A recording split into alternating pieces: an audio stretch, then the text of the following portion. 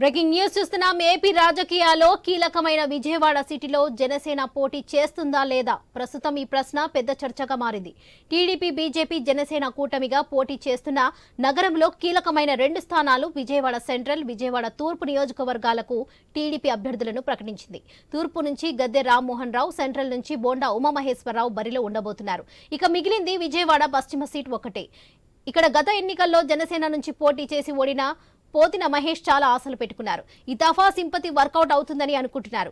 అలాగే west seat ను జనసేనకే ఇస్తారనే ప్రచారం జరిగింది. కానీ అనూహ్యంగా ఇక్కడ బీజేపీ పోటీ చేస్తుందని ప్రచారం బయటకు రావడంతో కలకలం రేగుతుంది. అదే జరిగితే విజయవాడ సిటీ బరిలో జనసేన ఎక్కడ పోటీ చేయనట్టే. దీంతో జనసేన కార్యకర్తల్లో ఆందోళన కూడా నెలకొంది. పోటీ చేయకపోతే పోతిన మహేష్ భవితవ్యం ఏంటి? జనసేనకు సిటీలో ఉనికి ఎలా అనే ప్రశ్నలను చర్చగా పెడుతున్నారు. పవన్ కళ్యాణ్ జోక్యం చేసుకుని కూటమిలో ఒత్తిడి తెస్తేనే సిటీలో జనసేన పోటీ చేయడానికి మార్గం సుగమం అవుతుందని అనుకుంటున్నారట. ఇదే సమయంలో 2009 ఎన్నికల ఫలితాలను చర్చకు పెడుతున్నారు కొందరు. ఆ ఎన్నికల్లో విజయవాడ పశ్చిమ, విజయవాడ తూర్పు సీట్లను ప్రజారాజ్యం పార్టీ గెలుచుకుంది. అలాంటి నగరంలో జనసేన పోటీ చేయకపోతే ఎలా అన్నది పార్టీ వర్గాల వాదనగా ఉంది.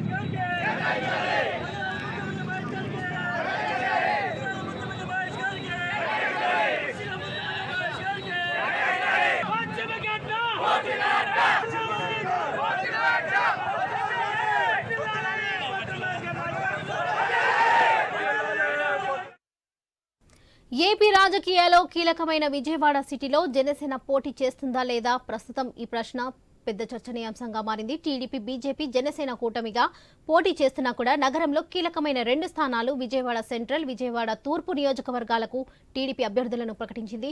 తూర్పు నుంచి గద్దె రామ్మోహన్ రావు, సెంట్రల్ నుంచి బోండా ఉమామహేశ్వరరావు బరిలో ఉండబోతున్నారు. ఇక మిగిలింది విజయవాడ పశ్చిమ సీట్ ఒకటే. ఇక్కడ గత ఎన్నికల్లో జనసేన నుంచి పోటీ చేసి ఓడిన పోతిన మహేష్ చాలా ఆశలు పెట్టుకున్నారు. ఈ దఫా సింపతి వర్కౌట్ అవుతుందని అనుకుంటున్నారు. అలాగే వెస్ట్ సీట్ ను జనసేనకే ఇస్తారనే ప్రచారం జరిగింది. కానీ అనూహ్యంగా ఇక్కడ బీజేపీ పోటీ చేస్తుందనే ప్రచారం బయటకు రావడంతో కలకలం రేగుతుంది. అదే జరిగితే విజయవాడ సిటీ బరిలో జనసేన ఎక్కడ పోటీ చేయనట్టే. దీంతో జనసేన కార్యకర్తల్లో ఆందోళన కూడా నెలకొంది. పోటీ చేయకపోతే పోతిన మహేష్ భవితవ్యం ఏంటి? జనసేనకు సీటులో ఉనికి ఎలా అనే ప్రశ్నలను చర్చకు పెడుతున్నారు. పవన్ కళ్యాణ్ జోక్యం చేసుకుని కూటమిలో ఒత్తిడి తెస్తేనే సిటీలో జనసేన పోటీ చేయడానికి మార్గం సుగమం అవుతుందని అనుకుంటున్నారట. ఇదే సమయంలో 2009 ఎన్నికల ఫలితాలను చర్చకు పెడుతున్నారు కొందరు. ఆ ఎన్నికల్లో విజయవాడ పశ్చిమ, విజయవాడ తూర్పు సీట్లను ప్రజారాజ్యం పార్టీ గెలుచుకుంది. అలాంటి నగరంలో జనసేన పోటీ చేయకపోతే ఎలా అన్నది పార్టీ వర్గాల వాదనగా ఉంది.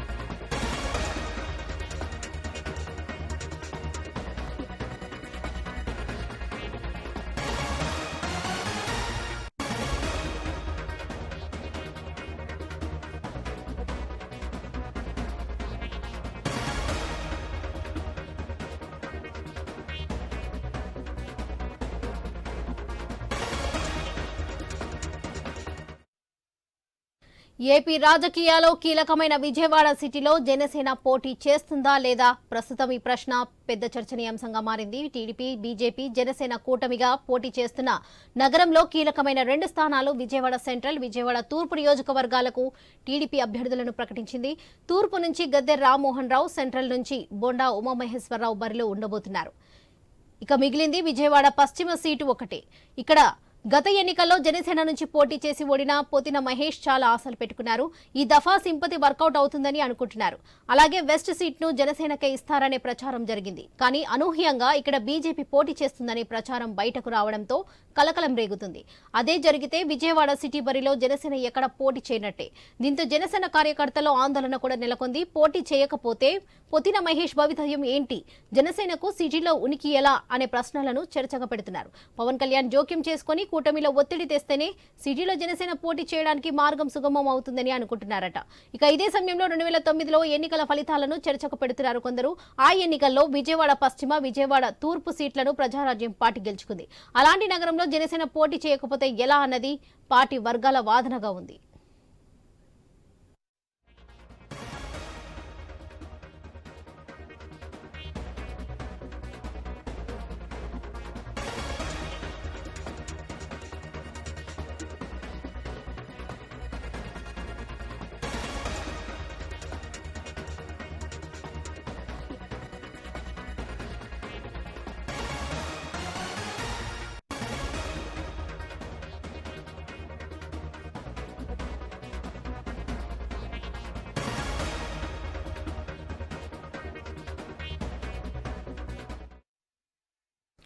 ఏపీ రాజకీయాల్లో కీలకమైన విజయవాడ సిటీలో జనసేన పోటీ చేస్తుందో లేదో అనేది ప్రస్తుతం హాట్ టాపిక్ గా మారింది. ఇక ఇదే విషయంపై మరింత సమాచారం మా ప్రతినిధి హరీష్ అందిస్తారు. హరీష్, చెప్పండి.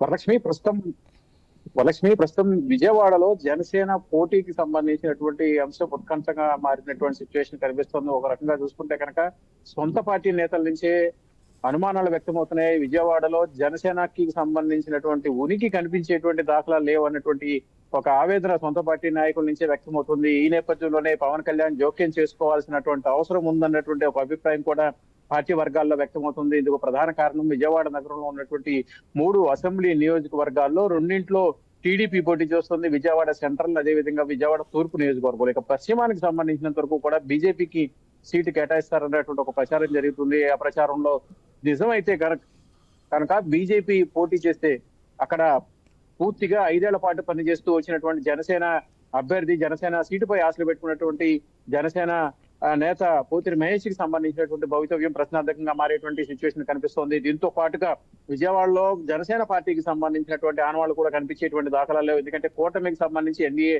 కూటమికి సంబంధించినటువంటి అభ్యర్థిత్వం 3 స్థానాల్లో రెండింటిలో టీడీపీ, ఒకటి బీజేపీ పోటీ చేస్తే జనసేనకి సీటు దక్కేటువంటి అవకాశాలు అయితే పూర్తిగా కనిపించడం లేదు. ఇప్పుడు ఈ వ్యవహారమే విజయవాడ నగరంతో పాటు జిల్లా వ్యాప్తంగా కూడా చర్చ జరుగుతుంది, రాష్ట్ర స్థాయిలో చర్చ జరుగుతుంది.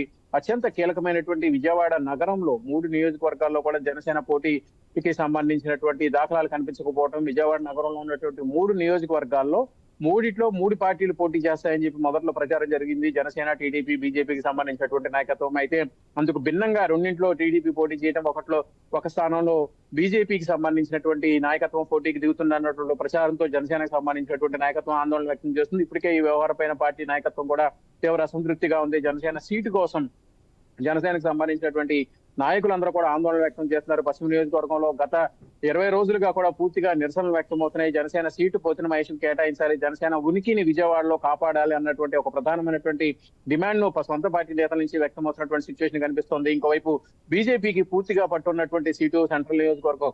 ఆ సెంట్రల్ నియోజకవర్గంలో బీజేపీకి సంబంధించిన ఓట్ బ్యాంక్ చాలా ఉంది. బ్రాహ్మణ, వైశ్య, అదేవిధంగా ఆర్ఎస్ఎస్ కు సంబంధించినటువంటి ప్రభావం ఉన్నటువంటి ఓటింగ్ సెంట్రల్ నియోజకవర్గంలో ఎక్కువగా ఉంది. కాబట్టి అక్కడ బీజేపీ పోటీ చేస్తే గెలుపుకు సంబంధించినటువంటి అవకాశాలు కూడా ఉంటాయి అన్నటువంటి ఒక అభిప్రాయం వ్యక్తమైంది. అది ఇక టీడీపీకి సంబంధించినంత వరకు కూడా తూర్పులో కాపు, అదేవిధంగా ఖమ్మంకి సంబంధించినటువంటి ఓట్ బ్యాంక్ ఎక్కువగా ఉంటుంది. కాబట్టి అక్కడ పోటీ చేస్తే టీడీపీకి కూడా అనుకూలమైనటువంటి పరిస్థితులు ఉంటాయి. అదేవిధంగా బీజేపీకి, ఇంకోవైపు జనసేనకి విజయవాడ పశ్చిమలో అంతకుముందు ప్రజారాజ్యం సీటు కూడా వెస్ట్ కైవసం చేస్తుంది. అదేవిధంగా తూర్పులో కూడా ప్రజారాజ్యానికి సంబంధించినటువంటి సీట్లు విజయవాడ నగరంలో 3 సీట్లు, 2 సీట్లను ప్రజారాజ్యం గెలుచుకున్నటువంటి దాఖలాలు ఉన్నాయి. కాబట్టి ఆ ప్రభావం ఇప్పటికీ అలాగే ఉందన్నటువంటి అభిప్రాయం పార్టీ వర్గాలు వ్యక్తం అవుతుంది. ఇక్కడ ఉన్నాయి 3 పార్టీలు కాబట్టి 3 పార్టీలు కూడా విజయవాడ నగరంలో ఉన్నటువంటి 3 నియోజకవర్గాల్లో కనుక పోటీ చేస్తే పూర్తిగా విజయాన్ని అన్ని సీట్లను దక్కించుకునే అవకాశం ఉందని కూడా చెప్తున్నారు. ఇక వెస్ట్ కి సంబంధించినంత వరకు కూడా బీజేపీ పోటీ చేయడం ద్వారా వెస్ట్ ని చేతిలో జనసేనకి గెలిచేటువంటి సీట్ ని ఓడిపోయేటువంటి పరిస్థితి ఉంది. దాని ప్రభావం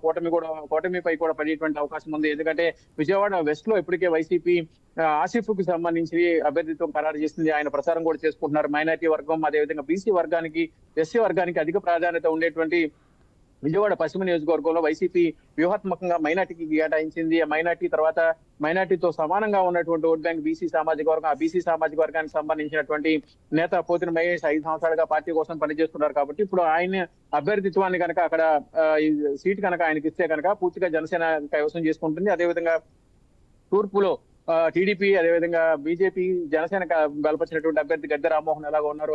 అదేవిధంగా సెంట్రల్ లో బొండ ఉమాకి సంబంధించినటువంటి అభ్యర్థిత్వం ఉంది. కాబట్టి పశ్చిమంలో ఎట్టి పరిస్థితుల్లోనూ సీటుని ఇవ్వాలి అన్నటువంటి ఒక అభిప్రాయం వ్యక్తం అవుతుంది. అయితే ఇప్పుడు మాత్రం ఆ దాఖలాలు కనిపించడం లేదన్నటువంటి ఒక అభిప్రాయం పార్టీ వర్గాల నుంచి వ్యక్తం అవుతుంది. బీజేపీ పూర్తిగా విజయవాడ నగరంలో పూర్తిగా పట్టు కోసం ప్రయత్నం చేస్తుంది.